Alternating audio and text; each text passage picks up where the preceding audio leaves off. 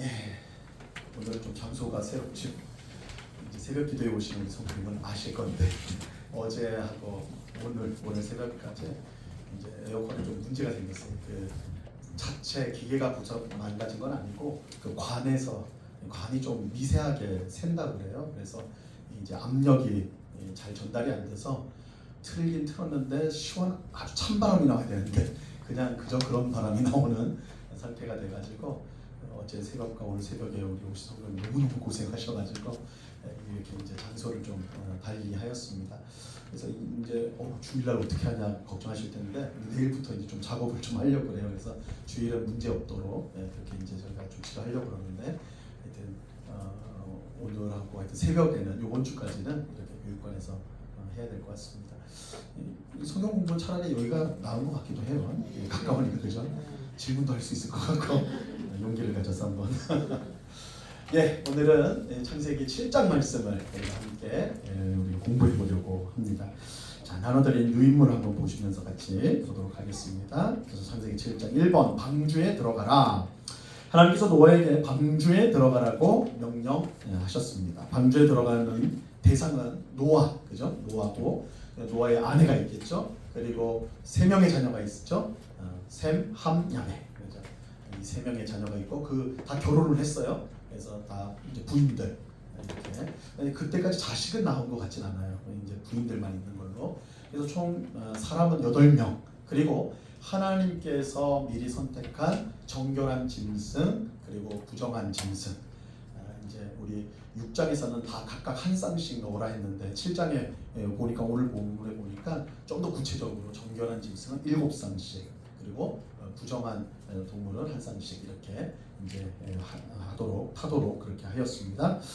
자, 하나님은 노아에게 이제 방주로 들어가라고 명령하시면서 이 세대에서 내가 내 앞에 의로움을 내가 보았다 이렇게 말씀하셨어요. 노아는 자신의 세대와는 완전히 구별된 삶을 살았습니다.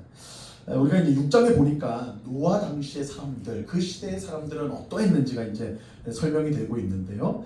그들은 생각하는 모든 것이 모든 계획이 항상 악했다. 그죠? 생각하는 모든 것이 항상 악했다. 그러니까 악으로 완전히 가득 차버렸다는 거예요. 그리고 땅은 부패하였다. 땅은 부패하였다. 그리고 모든 혈육 있는 자의 행위가 또한 부패하였다. 이걸 이제 한마디로 표현하면 총체적 난국, 그죠? 어느 곳에서도 이거는 소망이 없는 모든 것이 지금 타락하였다. 그런 상황입니다. 근데 노아는 그런 당시 사람들과는 정말 달랐어요, 그죠? 구별되어서 노아는 의인이고 당대의 완전한 자고, 이 완전하다는 건 흠이 없는 자다 이 뜻이에요. 흠이 없었고, 그리고 하나님과 동행하였다. 하나님과 동행하였다는 것은 우리가 이제 창세기 5장에서 본 대로 하나님과 동행한 대표적인 사람이 누구예요? 에녹, 그죠? 에녹이죠. 에녹이 셋의 자손인데 후손인데 이 셋의 후손들이 가지는, 그러니까 하나님을 믿는 백성들이 가지고 있는 가장 중요한 특성이 뭐냐? 하나님과 동행하는 것. 근데 이 노아가 바로 그런 특성을 가지고 있는 사람이었어요. 하나님과 동행하는 사람이었다. 하나님은 죄악이 가득한 세상에서 노아의 의로움을 보셨습니다. 오늘 1절 보니까 노아의 의로움을 내 앞에 의로움을 내가 보았다 이렇게 말하죠. 자, 하나님은 노아의 의로움을 보고 그와 그의 온 집과 선택받은 짐승을 방주로 구원하신 것입니다. 자, 물론 이렇게 보면 그래 노아가 의로웠기 때문에 그 의로움 때문에 그것이 공로가 되어가지고 이렇게 그의 가족들과 선택받은 짐승들이 살았구나 이렇게 이제 생각하기 쉬운데 그런 건 아니에요. 우리가 전 시간에도 보았듯이 이 노아의 이런 의로, 흠없음, 그리고 하나님과 동행함은 하나님께서 그에게 주신 은혜 때문에, 그죠? 은혜 때문에 가능한 것입니다. 그래서 6장 8절에 그러나 노아는 여호와께 은혜를 입었더라 이렇게 말하는 거예요. 그리고 6장 9절에 은혜를 입었더라 한 다음에 6장 9절에 뭐라고 그래요? 노아는 의인이요 당대의 완전한 자요 하나님과 동행한 자다.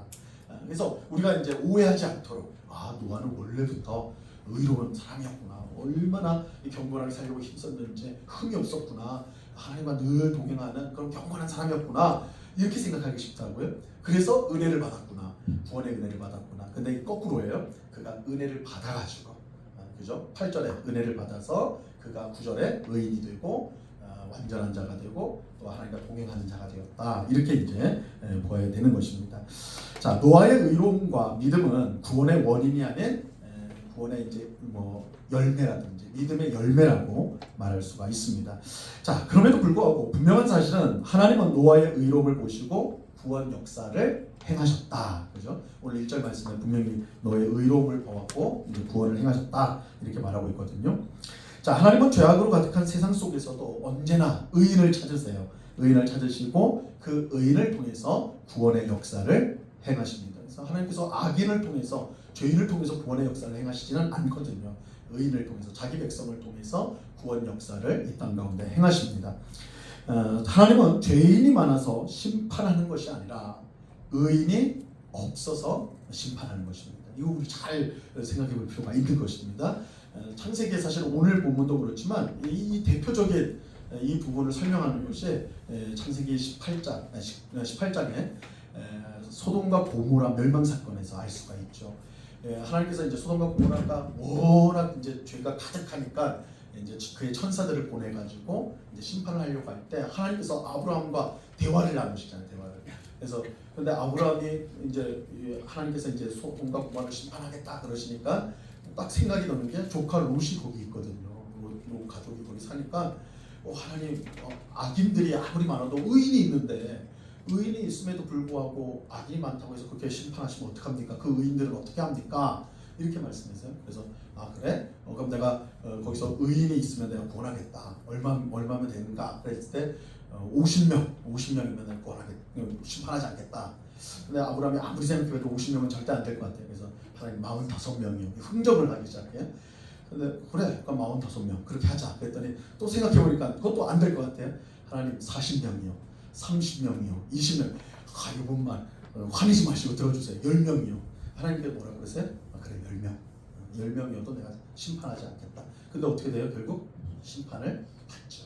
그러니까 소돔과 고모라가 멸망받은 것은 10명의 의인이 없었어요. 10명의 의인이 없었어요.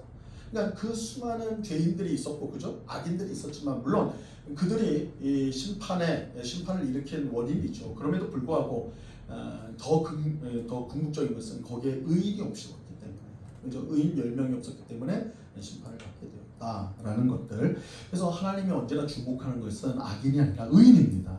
의인입니다. 그래서 우리가 생각할 거예요. 와, 이 세상이 왜 이리 악해, 그죠?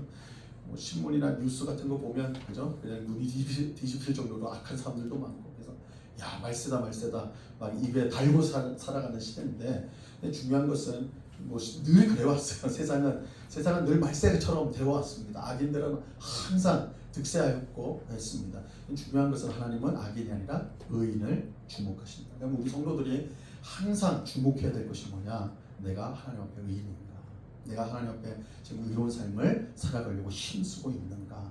그게 궁극적으로 우리가 중요하게 여겨야 돼. 이 세상이 약해, 이 세상은 더러워, 그렇게 말하는 거는 사실 아무 의미가 없는 거예요. 그죠?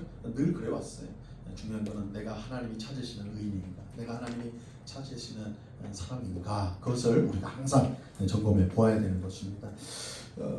그 이제 열왕기상에 보면, 하에 보면 엘리야가 열왕기상에 엘리야가 이제 나오는데, 엘리야 때 그 이스라엘이 가장 악한 왕이었던 아합, 그죠? 아합이 그의 부인 이세벨, 아주 결혼을 너무너무 잘해가지고 이세벨이라는 시대의 우상 숭배자를 부인으로 삼아가지고 완전히 쑥대밭을 만들었어요. 이 나라를, 북이스라엘을 완전 우상 숭배 도시로 만들어버렸단 말이에요. 이때 이세벨이 한 짓이 이 선지자들을 다 죽이는 일이었어요.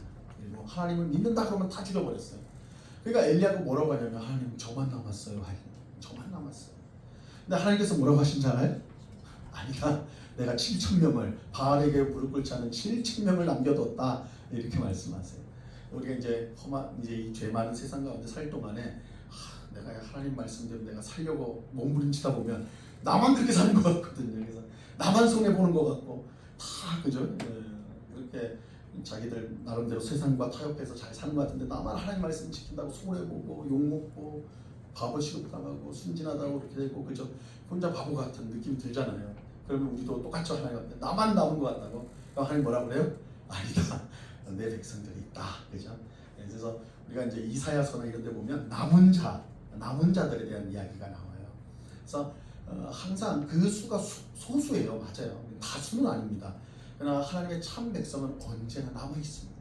그래서 나만 있다고 외로울 필요가 없어요. 지금도 정말 하나님 말씀을 지키고 순종하려고 힘쓰고 애쓰는 신자들이 곳곳에 숨어 있어요. 곳곳에. 내가 보이지 않는다고 해서 없는 게 아니에요. 또 그래서 중요한 건 내가 그런 신자가 되야 된다. 그래서 하나님께서 남은 자들을 통해 역사하시는데 그런 남은 자, 노아도 남은 자죠, 그죠? 노아의 그 가족들이 남은 자다 할 수가 있습니다. 자, 3번 보시면요, 하나님은 에스겔 선지자를 통하여 노아의 의로움에도 불구하고 그것으로 자녀를 구원할 수 없다고 분명히 말씀합니다. 이거는 지금 이제 우리가 이 노아의 의로움을 보셔가지고 그 가족들이 구원받았구나. 근데 그래서 노아의 의로움이 그의 가족의 구원으로 연결되는 것 같은 느낌을 받는데 그게 성경적인 사상은 아니라는 것을 다시 한번 강조하는 겁니다. 자, 에스겔서 14장 20절 말씀인데요. 우리 같이 읽어볼게요. 비록 시작. 비록 노아, 다니엘, 욥이 거기에 있을지라도 나의 삶을 두고 맹세하노니 그들도 자녀는 건지지 못하고 자기의 공로로 자기의 생명만 건지리라. 주 여호와의 말씀이니라. 여기 노아가 바로 찍혀서 나오죠, 그죠? 노아가 거기 있을지라도 하나님께서 나의 삶을 두고 맹세하느니 그들도 자녀는 건지지 못한다. 이제 노아가 의롭다고 해서 그 의로움 때문에 자녀가 구원받는 거 아니다라는 겁니다. 부모의 공로는 자녀의 공로가 될 수가 없어요. 부모의 믿음은 본인을 구원할 뿐 자녀를 구원할 수 있는 건 아닙니다. 에스겔서 18장 20절은 이렇게 말씀합니다. 범죄하는 그 영혼은 죽을지라. 아들은 아버지의 죄악을 담당하지 아니할 것이요 아버지는 아들의 죄악을 담당하지 아니하리니 의인의 공의도 자기에게로 돌아가고 악인의 악도 자기에게로 돌아가리라. 이 말씀이 왜 나오냐면 에스겔 선지자가 활동하던 당시가 남유다 왕국이 망할 때예요. 이스라엘 백성이 바벨론에 의해서 망할 때, 그들 망할 때 그 사람들, 젊은이들이 뭐라고 생각했냐면, 이야, 우린 너무 억울하다. 우린 별로 살지도 않았는데 우리가 죄를 졌어도 얼마나 적겠는가. 우리 위에 부모라고 말하진 않았겠지. 하여튼 위에 사람들이 죄는 다 실컷 다 지어놔가지고 그 사람들 때문에 우리가 지금 망하는 거 아니냐. 그 사람들의 죄 때문에 우리가 고통을 당한다. 이렇게 했거든요. 그래서 아버지가 포도를 먹어가지고 우리의 이가 시다. 이게 속담처럼. 제가 지어낸 말이 아니에요. 성경에 있어요. 아버지가 포도를 먹었대 자식이 이가 쉬어요. 말도 안 되는 거지만 그런 속담을 만드는 거예요. 그래서 우리 탓 아니다. 이 나라가 망한 거, 이렇게 우리가 비참하게 된 거, 우리 다 위에 사람들이 그렇게 한 거다. 우리 기성세대들이 다 해가지고 그랬다. 그럴 때 하나님께서 에스겔 선지자를 통해 그렇지 않다. 분명히 그렇지 않다. 부모의 죄는 부모의 죄고 자녀의 죄는 자녀의 죄다. 부모의 의는 부모에게 돌아가고, 그죠? 부모의 악은 또 부모에게 돌아가고, 자녀의 의는 자녀에게 돌아가고, 그렇게 된다라는 거예요. 자, 그래서 얼마 전까지도 우리나라에서 이런 게 유행했었는데 조상의 죄가 후손들에게 미쳐가지고 저주가, 그죠? 그래서 가게에 흐르는 저주를 끊어라, 뭐 이런 게 유행했어요 한때. 세미나도 많고 책도 나왔으니까 지금도 시중에 나가면 이런 책이 있어요. 자, 가게에 흐르는 저주를 끊어라. 가계부에 흐르는 저주는 아니고 가게에 흐르는, 알아들을 수 있는 한국밖에 없는데 하여튼 여러분들 가계부에 문제가 없나 봐요. 어쨌든 이 가게에 흐르는, 그러니까 우리 조상들 뭐 몇 대선 조상이 죄를 엄청나게 지어가지고 그 죄가 저주가 돼서 나한테 지금 온다는 거예요. 그래서 그걸 끊어내야지 내가 잘 산다. 근데 기독교 안에도 그렇게 주장하는 사람들이 있었다니까요. 그죠? 이거 말도 안 되는 소리. 이 에스겔 말씀에서 이거 말도 안 된다. 그러니까 내가 지금 이렇게 고난당하는, 내가 열심히 신앙생활하고 열심히 사는데도 이렇게 못 사는 거고, 우리 조상 가운데 보면 큰 가룟 유다가 내 조상인지 뭔지 하여튼 그래가지고 이렇게 생각하면 성경적인 게 아니에요. 그게 아니에요. 거꾸로 반대로 이제 그 로마 천주교회 같은 경우는 성인들을 숭배를 해요. 성인들. 아마 보시면 천주교에 딱 들어가시면 그 마리아 상도 있고 베드로상. 베드로는 항상 열쇠를 들고 있으면 베드로예요. 열쇠 들고 있는 게 베드로. 칼 들고 있는 바울은 칼, 정의의 사도니까 딱 이렇게 이제 딱 보이거든요. 근데 그 앞에서 뭐예요? 기도해요. 보시면 자기들은 절대 마리아 숭배 안 하고 뭐 성인들 숭배 안 한다고 하면서 그 앞에서 기도하고 있어요. 그걸 숙모라고 표현하더라고.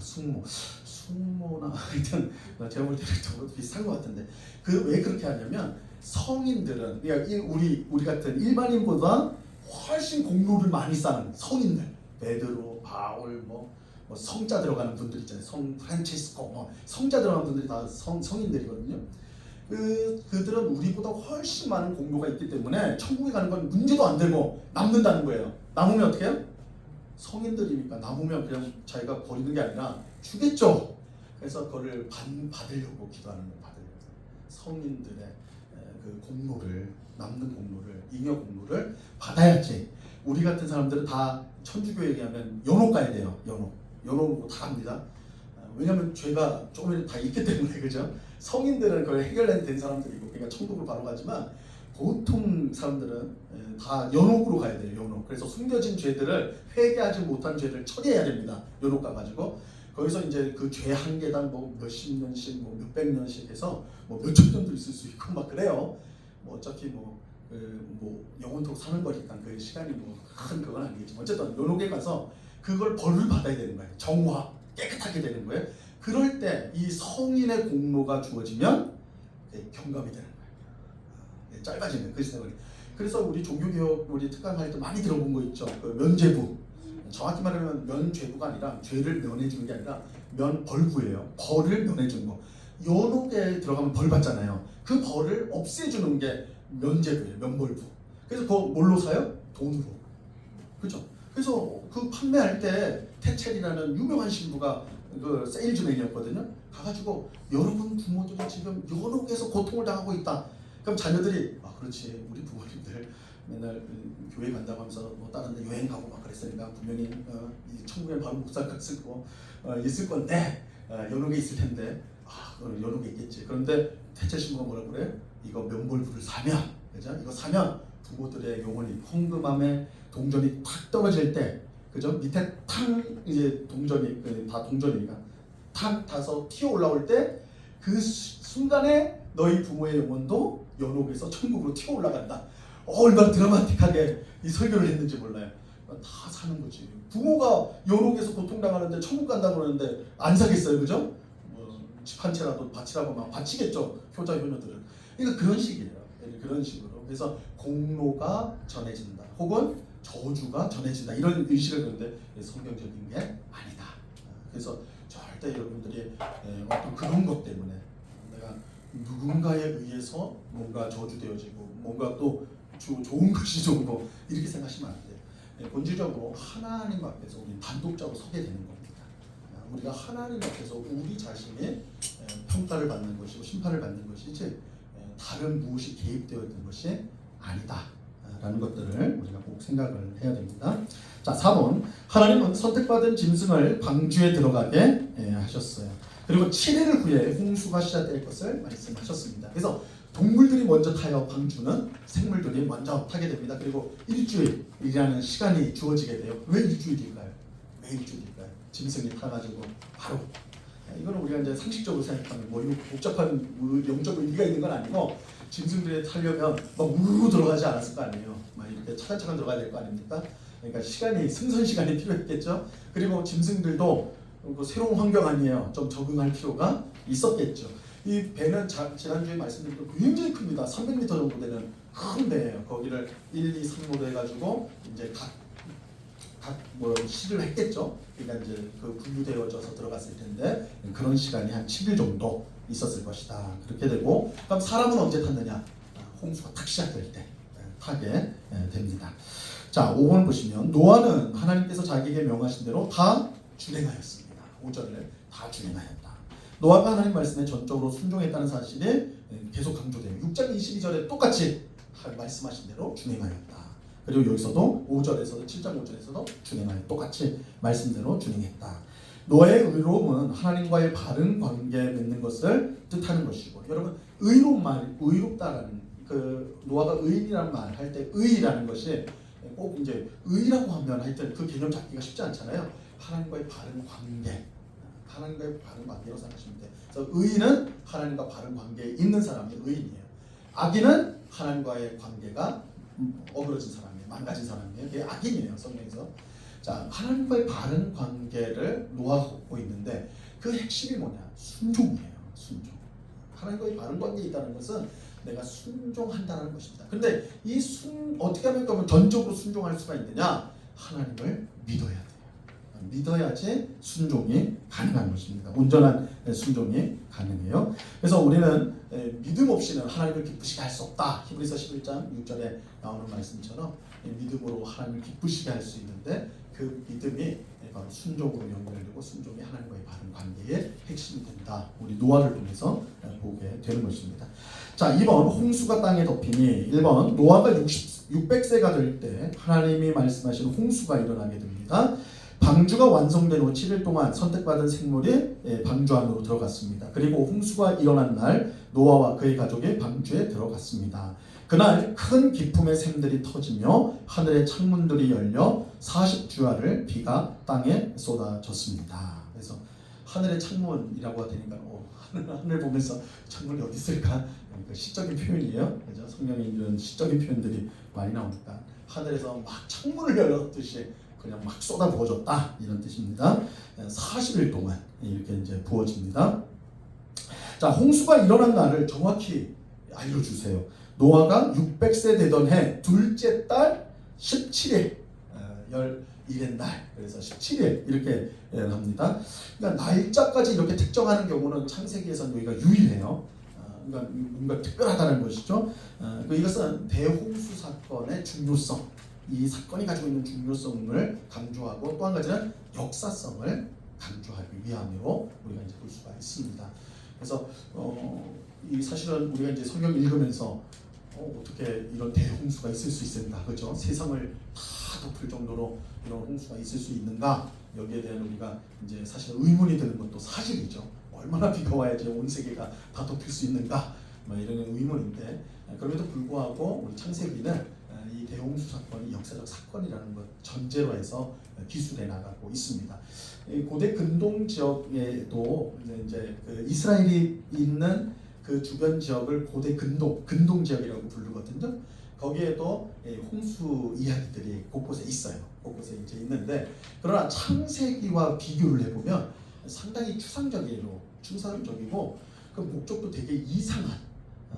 가령 홍수를 왜 내렸냐 했을 때 신들이 인간을 만들어놨는데 인간들이 사람이 모이면 뭐가 커져요?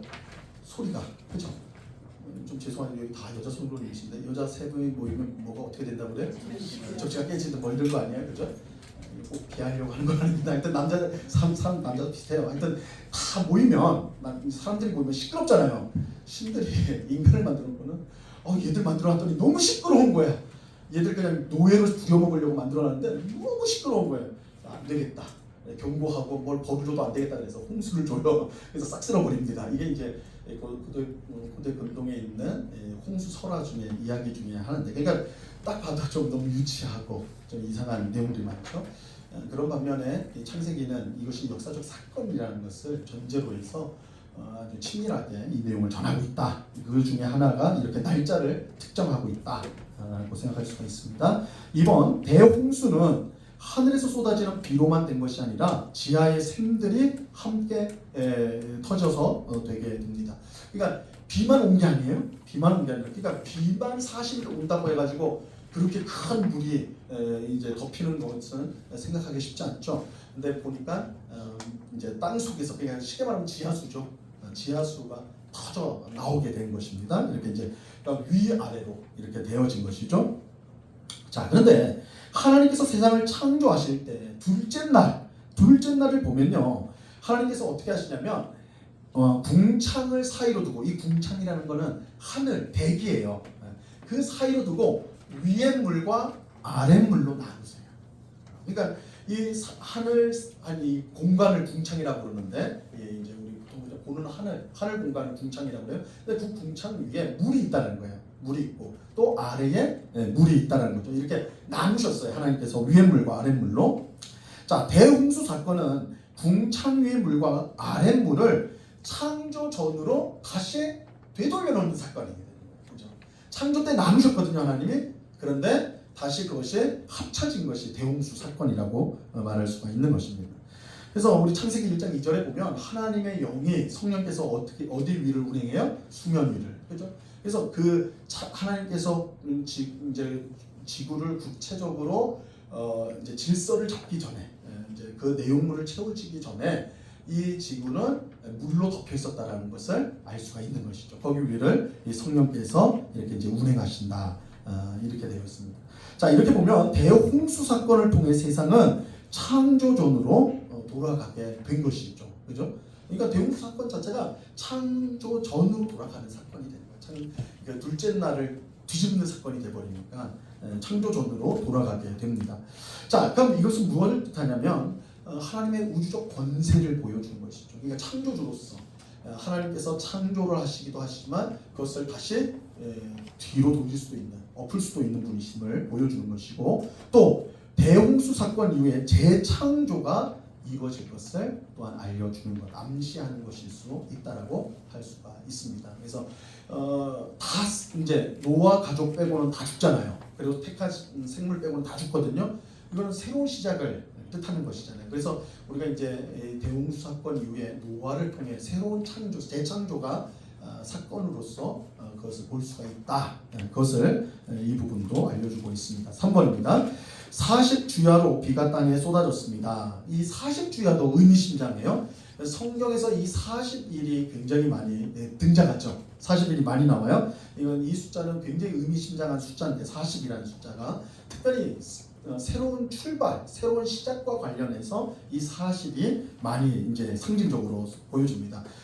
가령 이제 모세의 생애는요 40년으로 세 등분을 할 수가 있어요, 그렇죠? 그래서 애굽의 왕자로서의 40년, 그리고 이제 쫓겨나가지고 광야에서 양치기로서의 40년, 그리고 이제 출애굽해가지고 이제 이스라엘 백성을 이끌고 가나안 앞까지 오는 40년. 이 30년, 40년으로 되는데 이 40년의 기간이 그 다음에 새로운 시작들을 계속 보여주는 것이죠, 그죠? 그렇게 이제 할 수 있고, 출애굽한 이스라엘 백성도 마찬가지로 가나안 땅에 정탐꾼을 보내는데 며칠 동안 정탐을 해요? 40일. 그죠? 이 40일 정탐을 해가지고 사실은 그들이 이제 벌을 받아가지고 광야에서 몇 년을 있으니까 또 그것도 40년 벌 받죠. 근데 이 40년이 벌 받는 시간이지만 어떻게 보면 가나안 땅에서의 새로운 삶을 시작하는 40년이에요, 그죠? 바로 40년이 끝나고 광야에서 가나안 땅에서의 생활이 시작되니까요. 자, 이거는 또 예수님도 이제 마찬가지입니다. 예수님께서 이 세례를 받으시고 곧바로 어디로 가세요? 광야로. 성령께서 내모시죠. 광야로 가셔서 금식을 합니다. 며칠 동안 하세요? 40일 금식을 하시죠. 40일 금식해요. 근데 이 40일 금식 후에 이제 마귀의 시험을 이기시고 그 다음에 본격적인 공생의 사역, 그죠? 공식적인 사역이 시작이 됩니다. 그래서 이 40이라는 게 예수님에게도 이 본격적인 사역의 시작을 알리는 40이 되는 것이고, 예수님이 십자가에서 죽고 부활하신 후에 제자들과 며칠을 함께 있다가 하늘로 가세요? 승천하세요? 40일. 이것도 40일입니다. 40이라는 숫자가 이처럼 새로운 시작을 보여준다라고 할 때 이 대홍수가 40일 동안 비가 내렸다. 이것은 앞으로의 새로운 시작을 또한 암시한다고 할 수가 있습니다. 4번, 선택받은 모든 생물과 노아와 그의 가족이 방주에 모두 탔을 때 하나님께서 방주문을 친히 닫아주셨어요.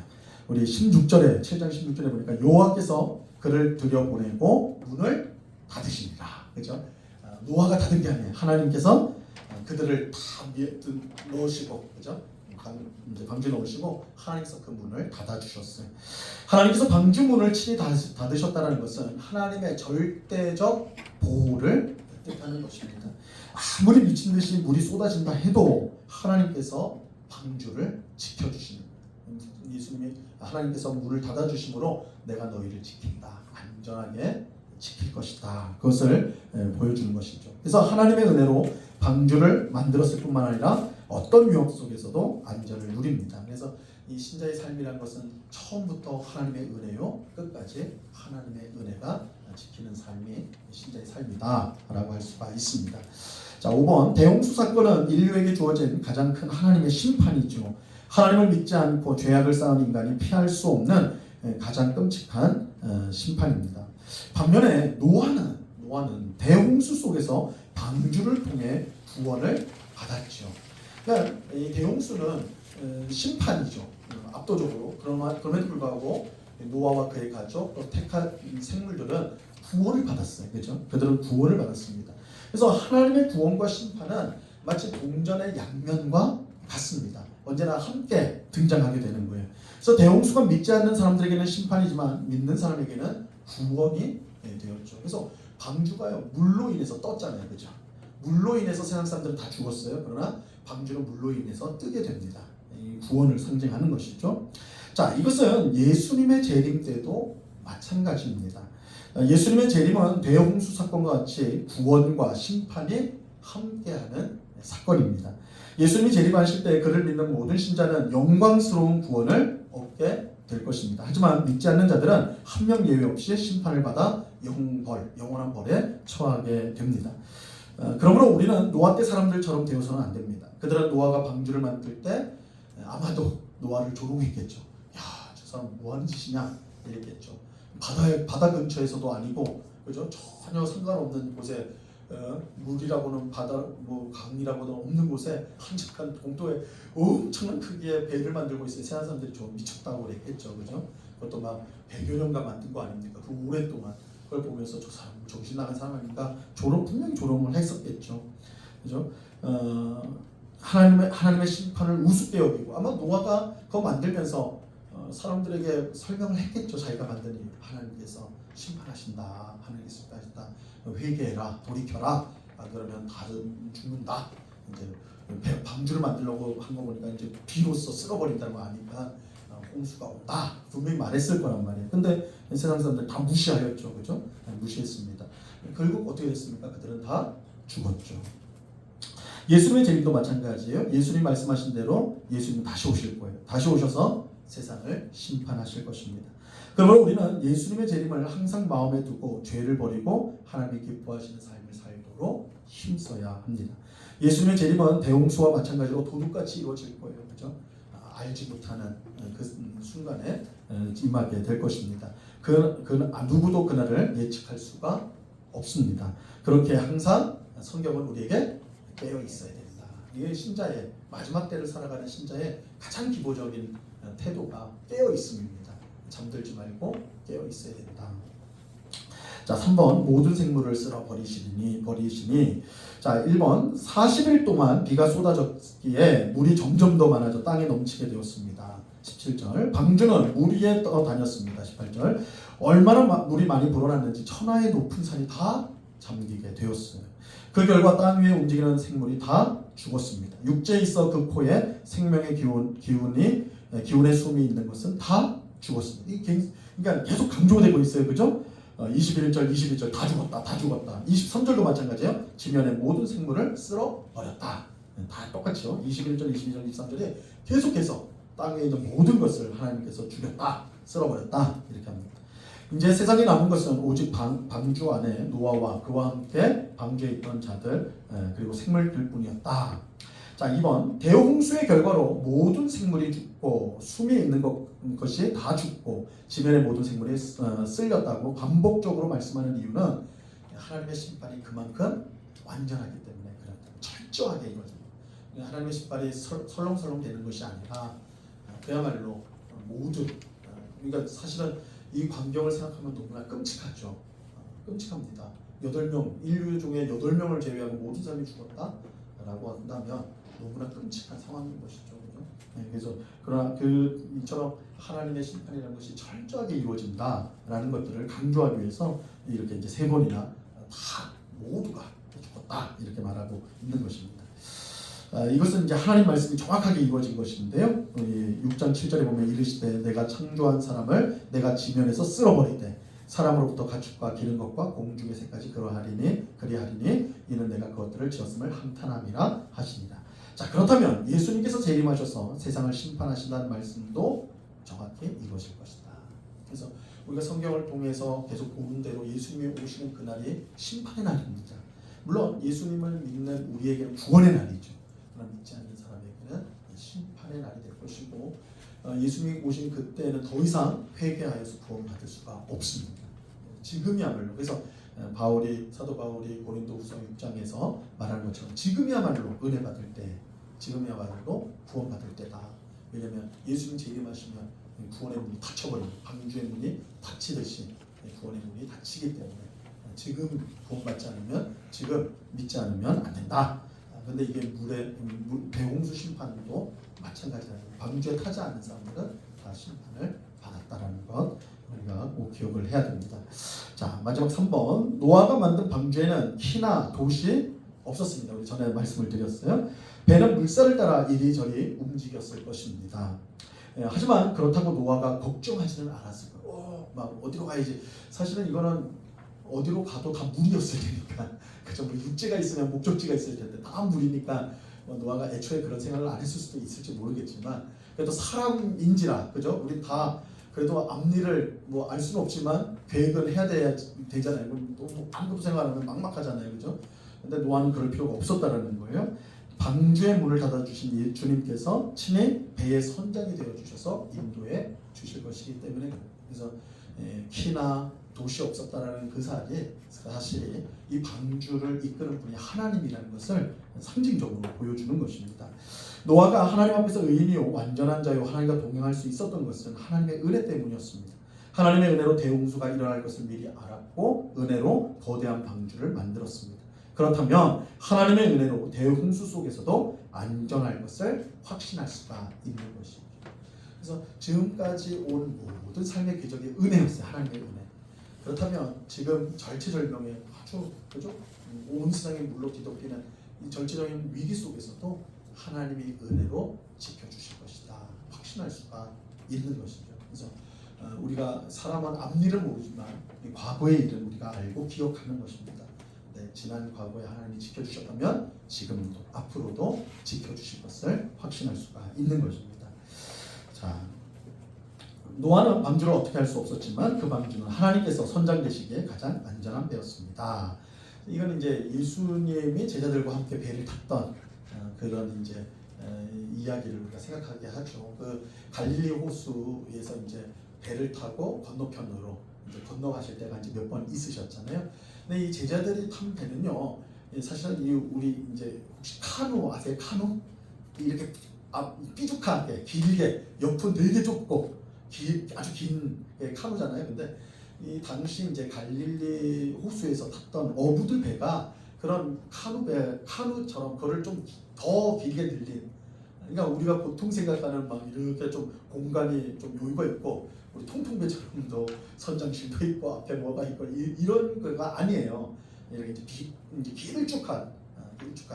근데 보통 한 거기 최대 타면 15, 16명 이제 꽉 탈 수 있는 그런 배입니다. 그러니까 사실은 이제 그 배 자체가 안정적인 배가는 아니죠, 절대로. 이게 언제든 뒤집힐 수 있는. 그러니까 제자들이 공포를 느낄만 했던 것이죠. 이 광풍이 불어가지고 물결이 치니까 그나마도 좀 옆으로 이제 폭이 있는 배들이야 뭐 어떻게 버텨보는데 이건 그냥 쉽게 더 뒤집어 버리는 거예요, 그죠? 그럼 다 죽어버리는 겁니다.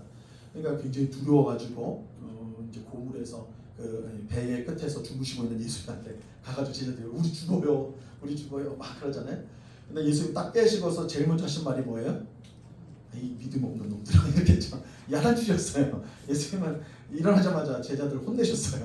야, 이 믿음 없는 놈들아. 그 다음에 뭐 하셨어요? 파도와 바람을 잠잠케 하셨죠. 근데 예수님 야단치신 이유가 분명하죠. 예수님은 어떤 분이에요? 하나님의 아들이시래요. 생명의 주님이세요. 생명이세요. 근데 그 배는 생명의 주님이 탄 거예요.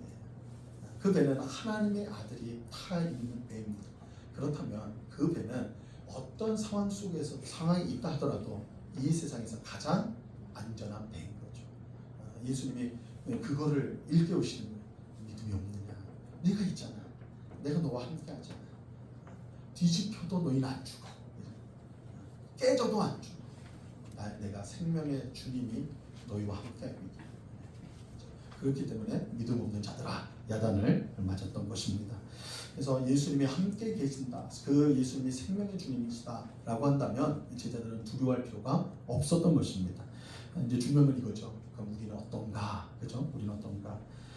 예수님이 우리와 함께 하시는데 우리는 여전히 두려워하고 겁내며 있지 않는가? 우리 앞에 막 파도가 조금 출렁출렁 되는 것 같고, 그죠? 바람이 좀 세게 부는 것 같을 때 막 까무러치고 그럴 거 있진 않은다.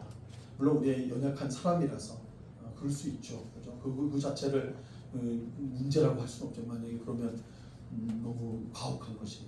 그럼에도 불구하고 우리가 믿음을 활용한다는 것은 생명의 주님이 나와 함께하고 계신다. 생명의 주님이 나를 붙들고 계신다. 생명의 주님이 내가 탄 배의 선장이 되신다.